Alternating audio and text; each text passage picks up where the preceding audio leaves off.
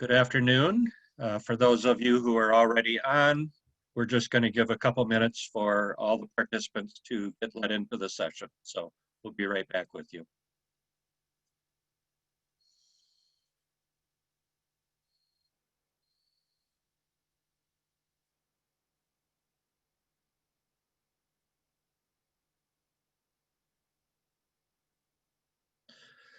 Okay, good afternoon. My name's Carl Samp. I'm the Executive Director of the Brainerd Lakes Area Community Foundation, one of the member community foundations of CommunityGiving. And we're glad you could join us today for our 18th Community Connections webinar. And today our title is Inclusion in the Workplace, and I'll be introducing our guest speaker in just a couple of minutes. So we just want to let you know that we will provide the opportunity for questions and answers. So there's a Q&A tab at the bottom. You can enter your question there, or if you do enter it in the chat, Sarah Carlson will be capturing those and sharing those with Chet after he's done with his presentation. We just wanted to let you know, as said, this is our 18th, so we've done 17 others. We started when the COVID pandemic started having impact in March in Minnesota. We've done a series of workshops for nonprofits related to that and other topics related to development. And then finally, since the killing of George Floyd, we've been doing a series on race relations and various aspects of that and the impact on our communities, from having listening sessions in our communities to sharing resources for nonprofits. And now we're today discussing a topic about create an inclusive workplace. So, and for that, we have our guest speaker, Chet Bodin. Chet is a workforce strategy consultant with the Minnesota Department of Employment and Economic Development, commonly known as DEED. He's lived in the Brainerd area since 2014, which is when I met him there. In his position, Chet supports individual businesses and industry sector partnerships by connecting them to statewide workforce and economic development resources. And prior to this role, Chet served as DEED's regional labor market analyst in the Lakes region, providing demographic, employment, and industry analysis for business and organizational planning. So Chet, we're grateful for the time you're sharing with us today and talking about this DEED program and how workplaces can do a better job of becoming more inclusive in their practices. So welcome, Chet. Thank you, Carl. I'm happy to be here with you guys. So I'm here to talk about a program that's come out of our region, so by region, I should probably define that. I work in Northwest Minnesota, and that includes the Brainerd Lakes area where I reside, but also stretches all the way west to the Fargo-Moorhead area, and then all the way north to the Canadian border.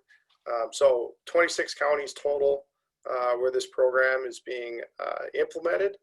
And I'm here just to talk about it a little bit. I've really been sort of a support staff, just support in a supporting role, and trying to bring this, share this opportunity with more employers.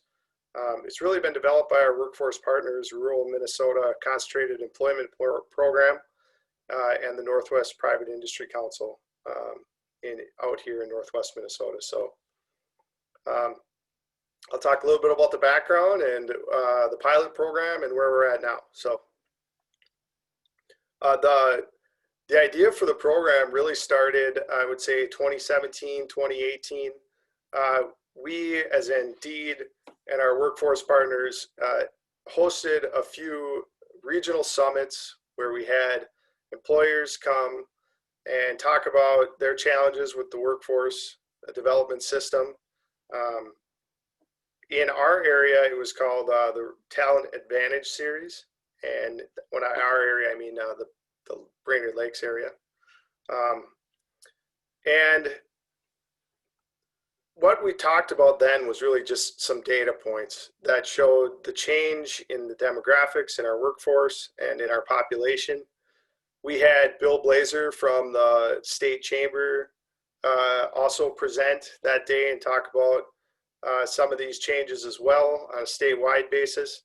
But really this data showed us that, you know, a huge amount of jobs were being filled by minority job seekers in our area.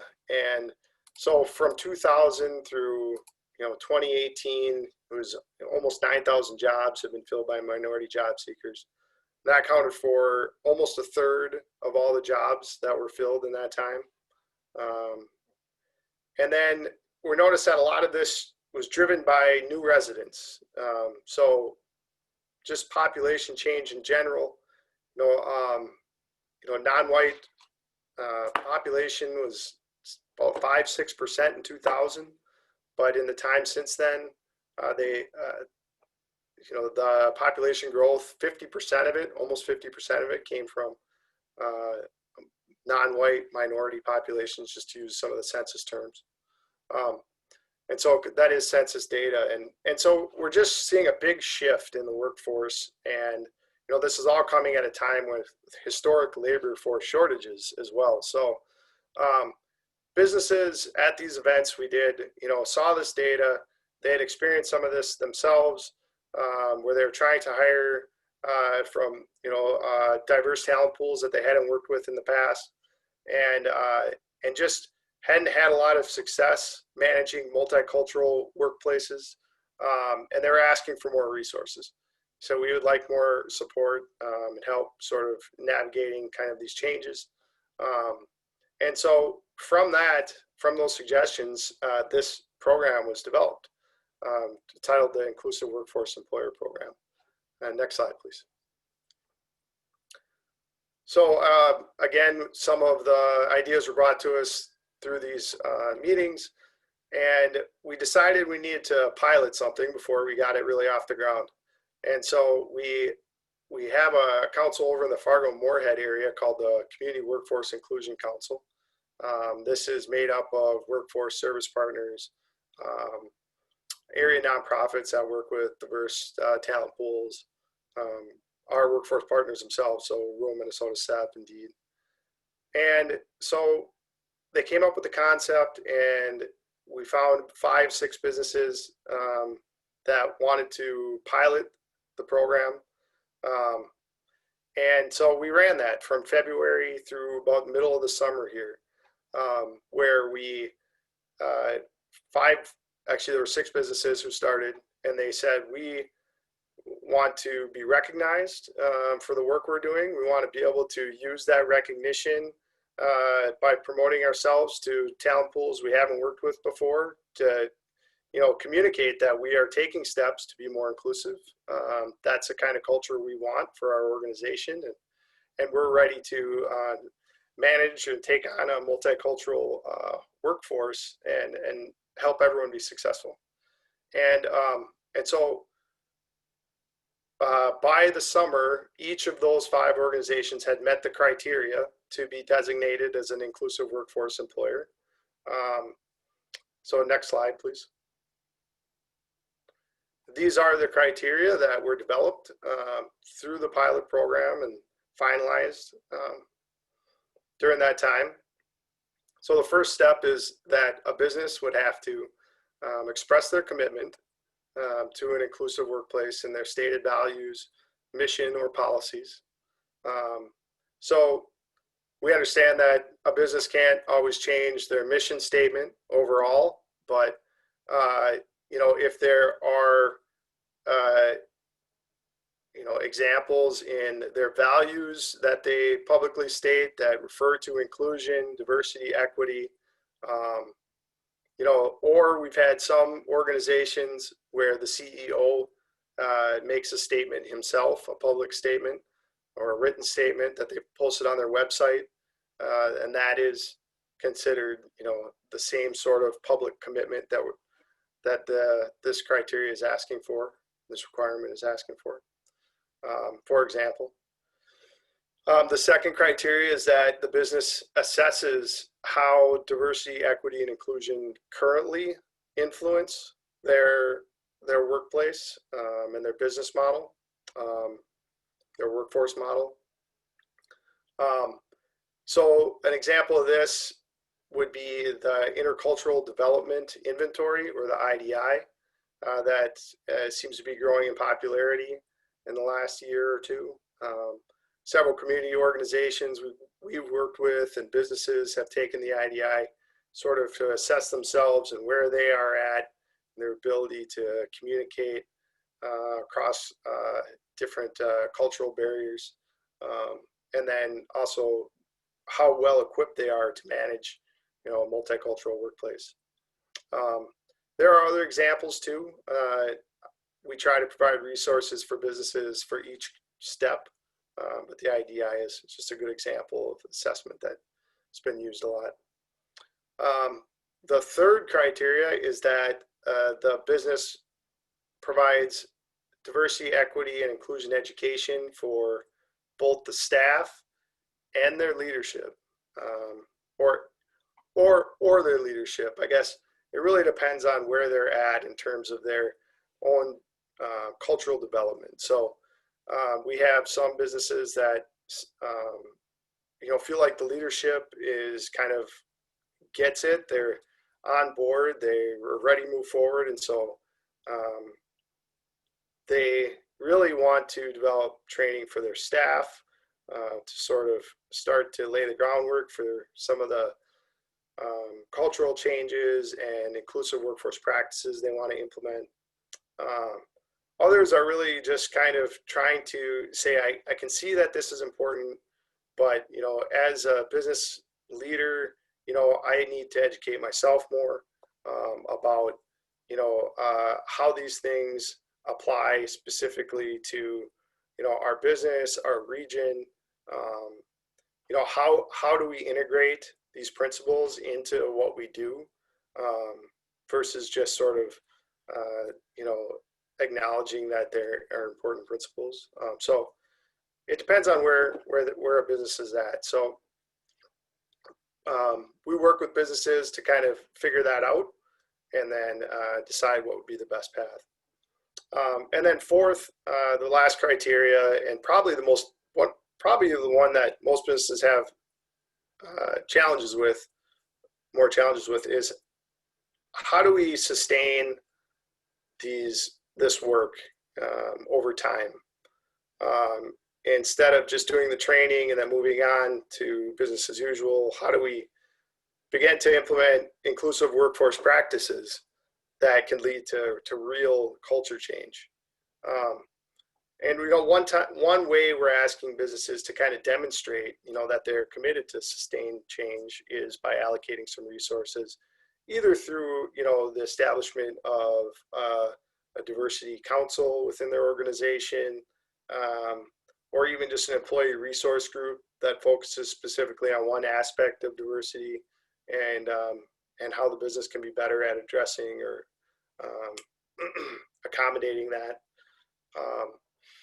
Or it could be work that you are trying to do with the community that you work in, celebrating a particular ethnicity or culture. It could be a wide variety of things. We try not to be too specific in what we require. It's just that there is some effort towards sustaining the work over time. And so again, each of these criteria, myself typically works with the business to kind of determine where they're at right now, and then help them decide how they can meet each step, and based on their industry, their capacity, the size of their business, how much time they have. We have a variety of resources that can help business at every level. Next slide, please. So this is just a little bit about the process that was developed for a business that's joining or onboarding into the program. So I say the program it's really a business is either invited through a webinar like this, and they decide that this is something I'd like to be a part of, and I'd like to pursue this designation. And so we start out, there is a survey online you complete. It's 5 questions, takes a minute or 2 at the most. Really just, gives us contact information. It gives us, the size of your business, your industry, so you can get a little bit of a feel for, you know, how much capacity and what kind of training you might need. I follow up with an email or a phone call to kind of schedule a meeting to talk about kind of where an organization is now and how to get to where you want to be. In some cases, businesses are already there. They already have taken steps to meet all these criteria, in which case, you know, we can move straight to the designation survey, where they, you know, fill out follow-up sort of application for designation, talking about the different steps that they've taken to related to the 4 criteria. And then, you know, we can actually move right into promoting and recognizing those employers as inclusive workforce employers in the area, promote them as such to diverse talent pools who we work with, to nonprofit organizations that work with diverse talent communities.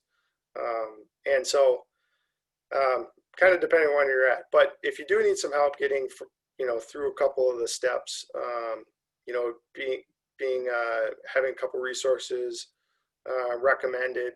You know, we have a library of resources that we've kind of researched and started to recommend, you know, to different companies. And so we try to get you to a place where you're ready to apply, and then again, you're promoted at the career force locations with our nonprofit partners, etc.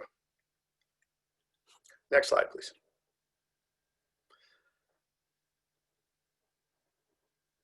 So this talks a little bit about that process some more.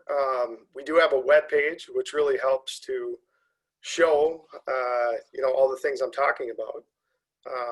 There again, you have the welcome survey to onboard. You have an inclusive workforce employer toolkit with a lot of the resources for each step. You have the designation survey or application. We have promotional material, so a flyer that you know, you can share with others who might be interested. And then we definitely want to recognize employers in each region who have met the designation or who have the designation. So we also post those on the website, you know, really hopefully so that businesses can also see that there are other businesses in their region who have pursued and reached this, and perhaps they'd connect with each other to talk about some of the challenges they face specifically in the Brainerd Lakes area or in Fargo-Moorhead, and, you know, talk about, you know, what they're doing to address those challenges in their place of business and so forth. And then coming up, we're also going to have a store on the website where businesses can buy IWE signs, banners, etc. This was a little more urgent pre-COVID. You know, businesses had expressed an interest in having like a sign, you know, in their place of business and a window sticker kind of signifying, you know, that they've met this criteria and the designation. But we don't have that up yet. COVID did kind of push us back a little on that. Great, so kind of market and promotion. So the pilot program ended at the end of July, and it's been going public since then. We did release a press release announcing the 5 businesses that reached designation at the end of the pilot program. So in the Brainerd Lakes area, the only business we have had so far is Essentia Health as part of the program, and it's pursuing designation right now. You know, we are just kind of kicking off a social media campaign to share this opportunity more widely with businesses and the resources that come with it.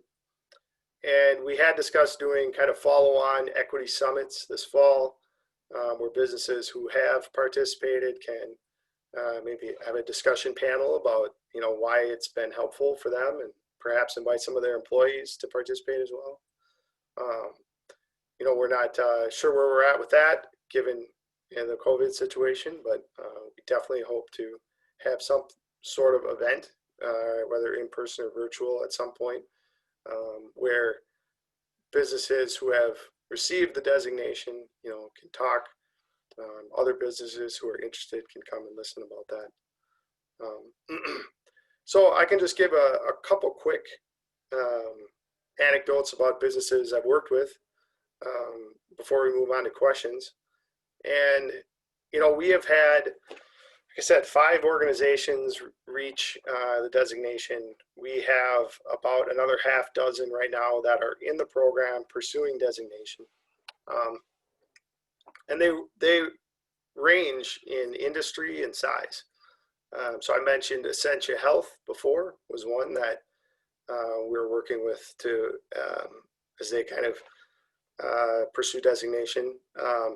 We've also had a manufacturer that went through the process, small, mid-sized manufacturer, and they had some specific challenges in terms of shift work, sort of how do we introduce some of this training, in between shifts, or how do we sustain it over time in our practices. And so we worked with Minnesota State Community and Technical College in Detroit Lakes to develop a customized training plan for them, which really kind of did a kind of an overall training in between shifts, but then provided follow-on sort of drip or bite-sized training every month.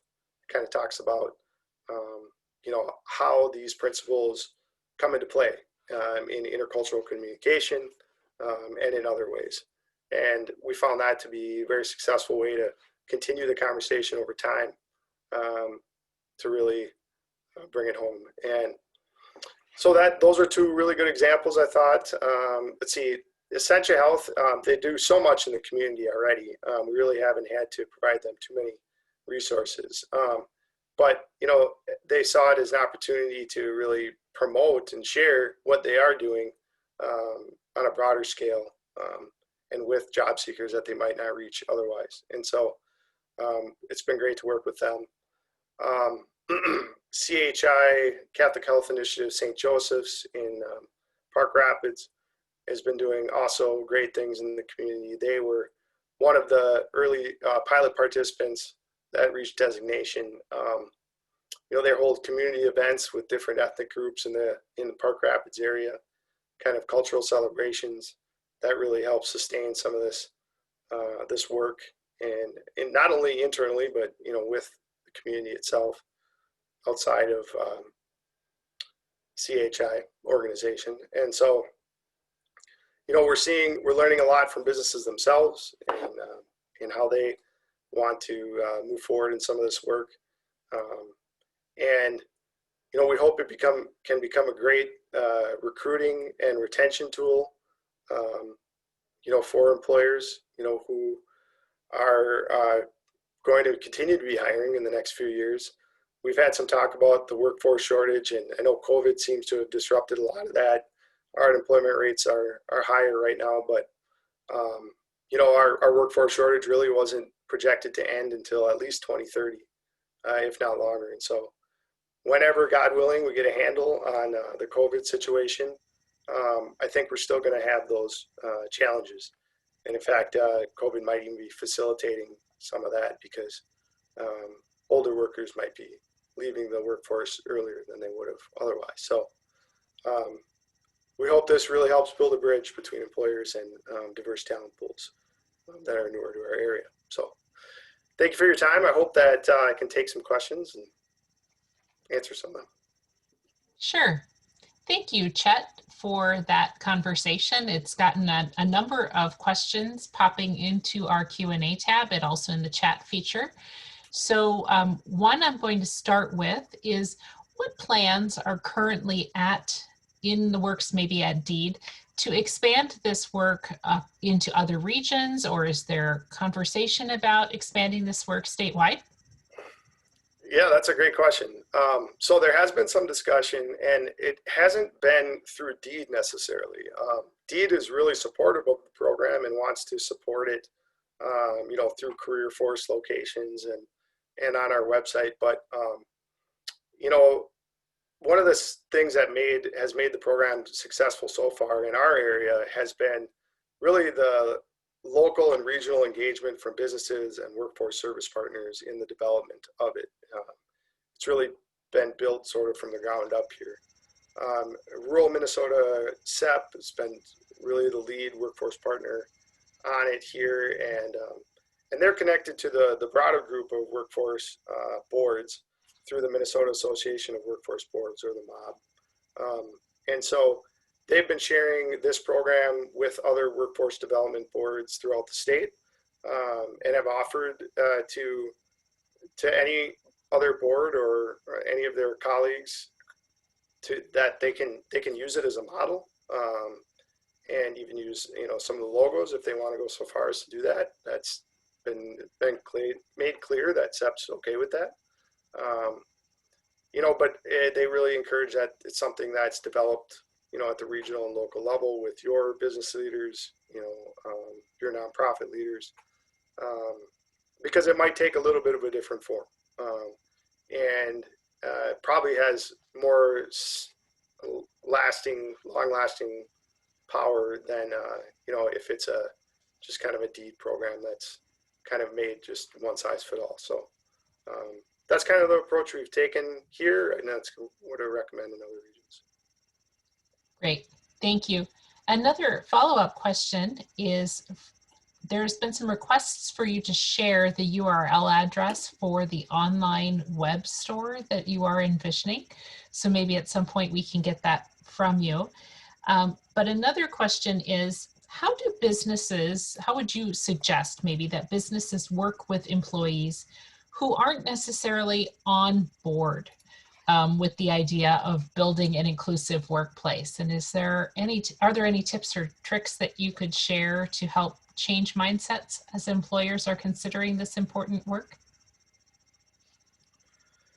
Yeah, certainly. There's there's a lot of ways to look at this. You can look at this as a social justice issue, an equity issue in general, and I think there are components of that. But when I talk to businesses, I typically talk about the business case for more diversity in your workforce. And there's a lot of research out there that talks about why that can be helpful for a business in innovation and decision making. But beyond that, what I think this program specifically addresses, that I think businesses have started to pay attention to, is that in the past we've looked at diversity, for business reasons, but often diversity for diversity's sake, which definitely has merit. But if a business in the past has not had a lot of experience managing a diverse workforce, and learning and thinking through how to be inclusive, then I think we're not getting all of the benefits of having a diverse workforce.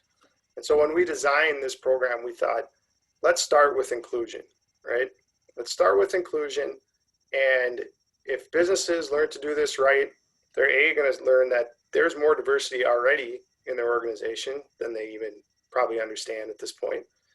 Whether that's something you can see, like ethnic diversity or racial diversity, or it's something more subtle like disabilities, veterans, etc. There are several aspects of diversity that, like I said, businesses already have, that even if they don't have racial or ethnic diversity. And so how do we start to, how do we get the most out of that? How do we raise up those voices too? And so we start with inclusion. And, if an employer builds a more inclusive culture, a more inclusive workplace, the diversity is going to follow that. You're going to learn that you're naturally going to become more diverse as a result, instead of starting with the diversity and then trying to figure out how to manage that, which can in some cases even backfire a little bit. So that's why we designed the program this way, and that's how I talk to businesses about it. Thank you. Another question is inquiring if you could say a bit more about the participation of employees from diverse backgrounds in actually designing the initiative that you're sharing today. And then also the follow-up question is, within an organization that receives the inclusive workforce designation, how does this process gather and take into account actual inputs or feedback from minority employees? Right, those are both good questions. So I'll start with the first one. So in the pilot program, we had 5 businesses participate, but as they participated, they also gave feedback, and we adjusted the program along the way. So our businesses who participated, first of all, the points of contact from each business, we had a representative from the Native American community. We had 2 women who were part of that engagement group. We had businesses from multiple sectors and geographies. So that was one way. But I think to your point was we really need to have feedback from organizations that worked directly with diverse talent pools or diverse job seekers themselves as well. And so what we've done is the organization or the council that developed the program, it's over in Fargo-Moorhead, they're called the Community Workforce Inclusion Council. They have, their membership includes reps from the United Way, from Lakes and Prairies Community Action, and through those organizations, we were able to constantly get feedback from representatives that work with New Americans, with non-white minority populations who live and operate in that area particularly. One group that the United Way works with is called the Ashara Network, which is a group of nonprofits. 4 of them in particular, I believe they are the African American Development Association, the Somali Development Association, the South Sudanese Lutheran Group, and Sudan Development Association. So 2 Sudanese groups. But so basically we're able to take kind of the design of this to them and ask them for some feedback, which has been tremendously helpful. And just sort of like getting their feel for like, is this something that you think is going to appeal to job seekers? Is this going to make a difference? And we did hear that they thought it would. They thought that for someone who's new to a region, whether you're an immigrant or just a new resident in general, it's always hard to know, you don't have that historic knowledge of a regional economy. You don't know which employers have a reputation for treating their employees well. And in this case, managing a multicultural workplace even, and being prepared to set up a new employee, perhaps one, with a different background than their current workforce, setting them up for success, like which businesses are prepared to do that. And so feedback we got was, this is nice for them to know, because feel like when we get them into that job, they're going to be more likely to succeed with those employers. And so that, to the second question, that feedback loop continues even after an employer reaches, the designation. We suggest in the 4th criteria that you find a way to sustain these changes. You can either have an internal feedback loop where you can get that from, members of your own workforce, who, with diverse backgrounds, or you can have an external feedback loop. And so the Community Workforce Inclusion Councils and those representatives who work with diverse talent pools, continue to provide feedback to our inclusive employers about the training that they've chosen to do for their employees, the way that they're sustaining it over time. You know, if they have a particular question about working with one ethnic group in particular, you know, they can reach out to that community and have that conversation, whether it's about, you know, religious preferences or something like, I mean, a variety of things, but that's just an example that comes to mind. You know, that external feedback loop is really, really important. And I think over time, it'll be a bridge, right, between minority job seekers and diverse communities and regional employers. So we hope to continue that. Chet, along the lines of what you were just speaking about, while I know the initiative is relatively new and COVID certainly put a wrinkle into the rollout fully on this project, are there examples, either in real life or even imagined examples of best practices that would get to that support and sustain the inclusive or equity framework inside a workplace that you could share? Yeah, you know, I think in my opinion, the one that's had the most staying power is when a business helps organize an employee resource group or a diversity council within their organization and gets behind that, really supports it. I think that having that continued space to meet and talk about whether or not there are shifts happening in your culture and how, you know, maybe some intended or unintended effects of that, you know, are affecting the workplace as a whole. You know, I think having that internal feedback set up is always a very effective tool for sustaining change. But, you know, it really depends on if the leadership is fully behind it. You know, if the leadership is behind a group like that, or just kind of, you know, these changes in general, it's going to go much further. And I'd say that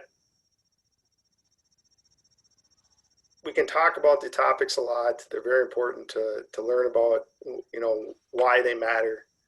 But I would say almost equally important is how do we learn to apply them? What inclusive workforce practices make a difference in our business on a day-to-day basis? And so putting together kind of an internal group to explore, you know, those practices or shifts in policy. You know, it could be, you know, several things in terms of just, you know, who gets assigned what, and, you know, does anybody in your business ever felt excluded because, you know, they weren't getting the same type of assignments or support that others were? And so I could go on about that, but I'd just say that having like a diversity committee within your organization to provide that constant feedback can be very helpful. Another clarifying question that came through in the chat feature is there a difference, in your opinion, between being diverse and being inclusive? Oh, I would say 100%, yes.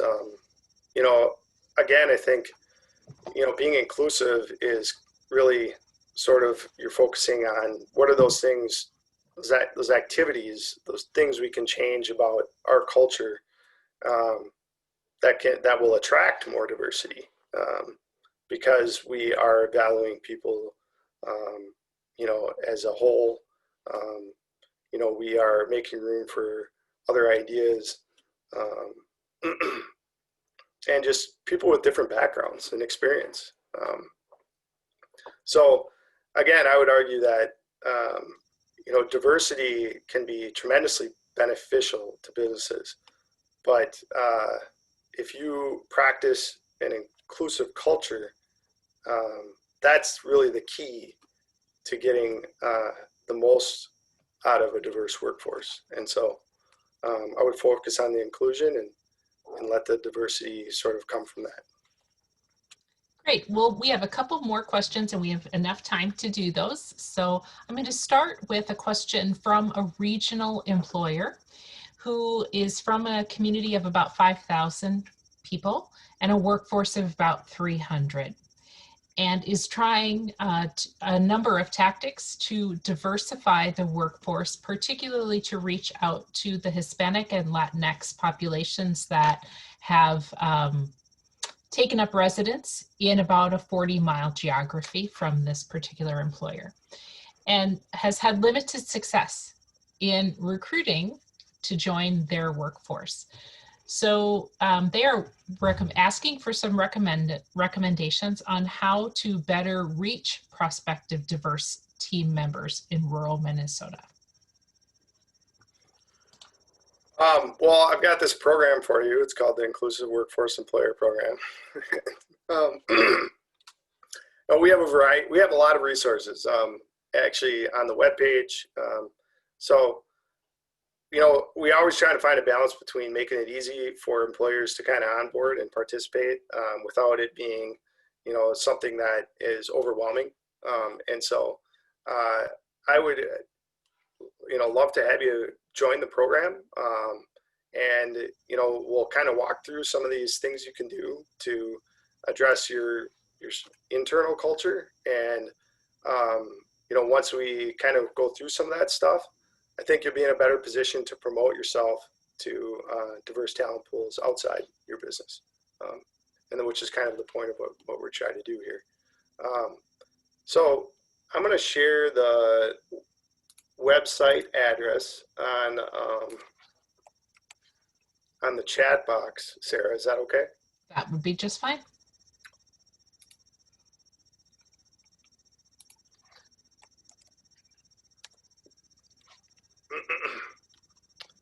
And if you like, I can even share my screen for a second. Sure, we can see if our team can make that possible. Okay.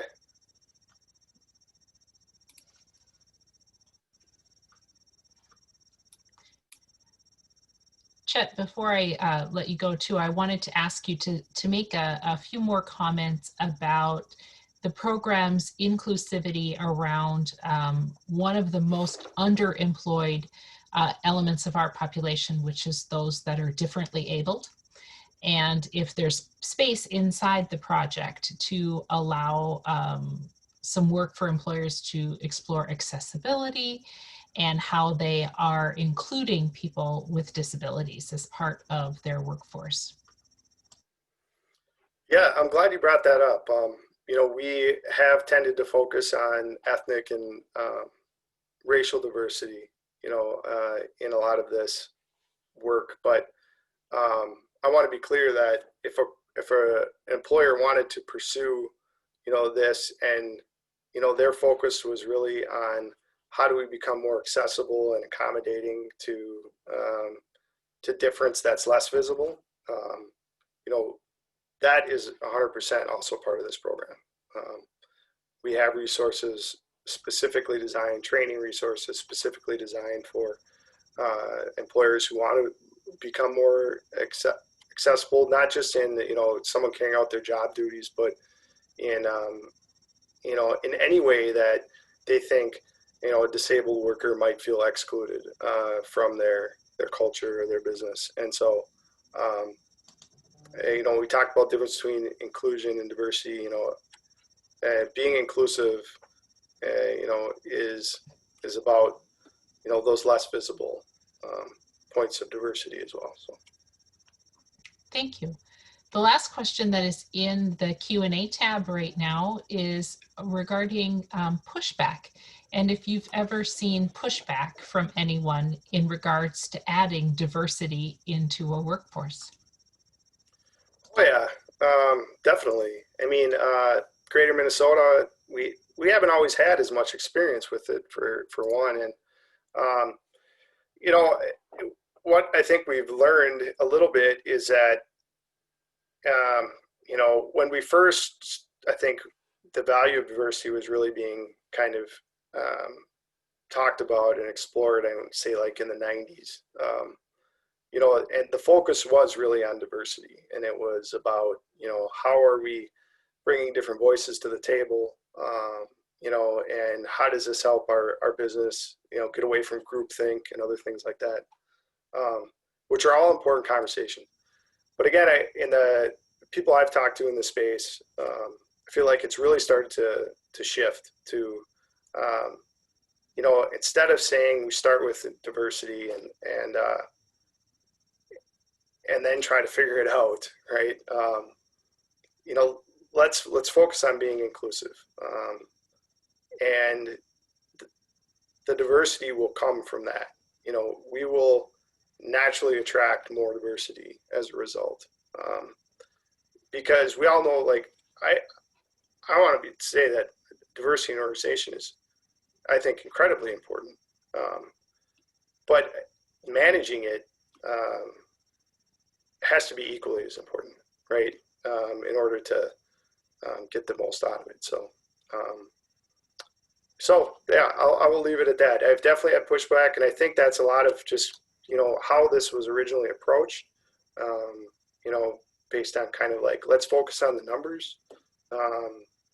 And, you know, it's interesting because I think part of that was it's just easier to measure, right? It's easier to measure diversity just quantifyingly. And so, but as we've evolved, we've learned how we can move past that, where we can learn to measure inclusion as well. And some of that is on the website and some of our resources about how we can measure inclusion. And I think when we start to move towards that, you know, we have more insight into how businesses are succeeding along this line. You know, is hiring more diverse people considered success? I don't know. I mean, in my opinion, if it doesn't last, maybe not, you know. So how do we measure and sustain inclusion? And then how do we share that, right, with diverse talent pools? We see it as an opportunity for them to come in, you know, be valued, contribute, and build a career. So. The screen share is ready for you, Chet, if there's something you wanted to show our attendees live. Yeah, why don't I just real quick just show the website, because there was a question about the resources and signing up. So let's see here. Share screen, there we go.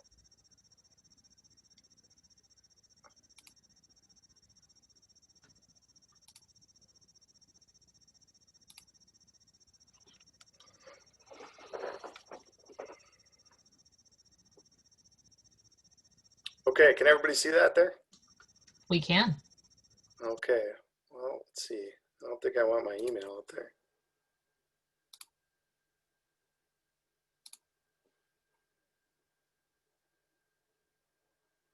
Okay, I think that's correct. It is. Sarah? Okay, great. So this has a lot of the information I talked about just today's presentation. But if you go under the menu here, you'll see there's the welcome survey. So we can go to that. Again, it's just a few questions here to get started. This kind of prompts me to follow up and call your organization so we can I can say thank you and talk to you about the program a little bit and see how we can, or if we can move forward. We also have a toolkit here full of resources, so feel free to explore these. Even if you're not necessarily pursuing designation, if you're just looking for some resources, there are some on here. For example, assess your organization. We have links to the IDI, which I spoke about, to Living Cities does a staff survey that's publicly available and you can replicate if you wish. The National Association of Colleges and Educators has a good, simple 1 or 2 page assessment that a small business with maybe only 1 or 2 people in their HR office can do themselves, to kind of think about the different parts of their business, and if they have inclusive workforce kind of practice, if that's practiced, in these different parts of their business model. And then finally, we have kind of a designation survey. So